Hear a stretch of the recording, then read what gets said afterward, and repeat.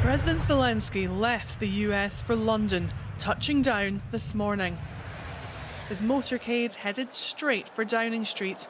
A planned meeting with the Prime Minister brought forward, a move that speaks to the urgency and precarity of this diplomatic row. Cheered by supporters on his way into number 10 for a choreographed show of support from the Prime Minister. Handshake after handshake from Keir Starmer, who is also trying to keep the US on side, and spoke to both President Zelenskyy and President Trump last night. You're very, very welcome here in Downing Street. Inside, the warm words you would expect between these two leaders, but ones which have taken on new meaning in the last 24 hours. A lasting peace for Ukraine based on sovereignty and security for Ukraine. So important for Ukraine, so important for Europe and so important for the United Kingdom. We're happy and we count on your support and really, we're really happy that we have such partners and such friends.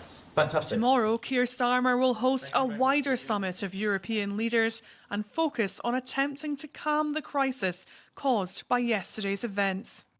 He's all dressed up today. Belittled, berated.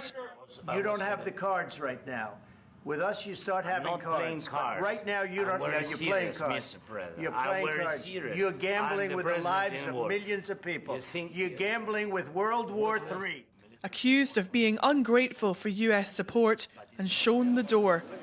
Mr. President, is there no deal? President Zelenskyy reacted with emotion, but today he was emollient. In 14 social media posts this morning, he emphasised his gratitude for the US's backing of Ukraine. In Russia, officials have reacted with glee to what Donald Trump called great television, though there has been no comment yet from Vladimir Putin as events have unfolded. European leaders are now contending with the prospect of what could happen if the US pulls military support. In an impromptu press conference, Germany's foreign minister said her country needs to increase support for Ukraine without delay. Der gestrige Abend hat unterstrichen.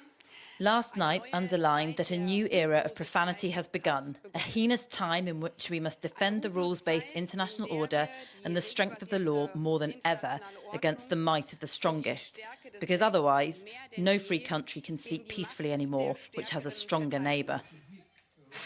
This morning in Ukraine, the aftermath of drone strikes which damaged a hospital. A reminder of what is at stake as ties between Kyiv and its top military backer plunge to a new low. Well, our reporter Francis Reid is at Downing Street with the latest. Francis. Yeah, we've just seen President Zelenskyy come out of this door in the last couple of minutes, actually, and leave with his motorcade out of the main gates here. It's been a crucial weekend for him, of course, but also quite the weekend for Prime Minister Starmer as well, who's now uniquely tasked with finding a way forward through all of this and kind of being the bridge between Europe and the US. That big bear hug when they first met, not normal for the Prime Minister, but quite the contrast to the welcome that President Zelenskyy had in the White House yesterday, and that was really quite deliberate, a deliberate show of warmth between the two nations. They didn't answer any of our questions when they went in or out of Downing Street today, but within the UK we've heard from other politicians today. Rachel Reeves has been meeting with her Ukrainian counterpart, Sergei Marchenko, the Minister of Finance, keen to offer support there. Conservative leader Kemi Badenoch as well has also come out on social media. She said we need to remember that the villain is the war criminal, President Putin, who illegally invaded another sovereign country. As, of course, Reform UK leader Nigel Farage as well, a long-term supporter and ally of Donald Trump, also said the spat makes Putin feel like the winner and that Ukraine needs the right security guarantees.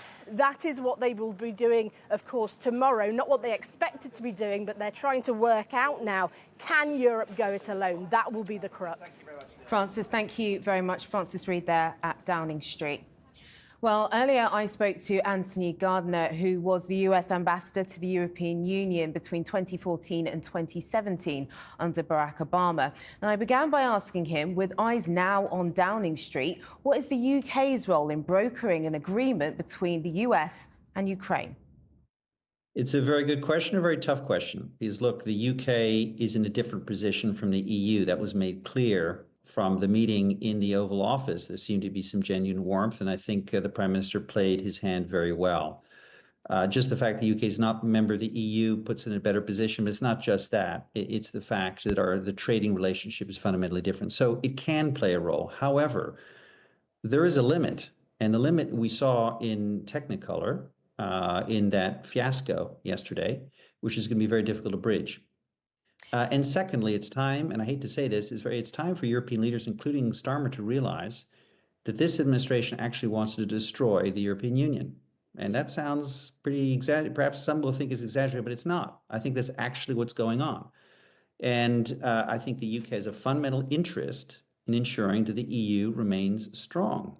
Just in terms of the meeting yesterday, did Zelenskyy fall into a trap that was laid by Trump and Vance, as some commentators have suggested? Should he have gamed this whole situation a little bit better?